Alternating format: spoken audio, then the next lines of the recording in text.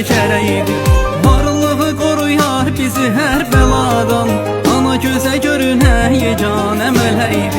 Varlığı qoruyar bizi hər bəladan, ana gözə görünən yeganə mələkdir. Qurban olum anama dəymə ilahi, belini büküb qəddinə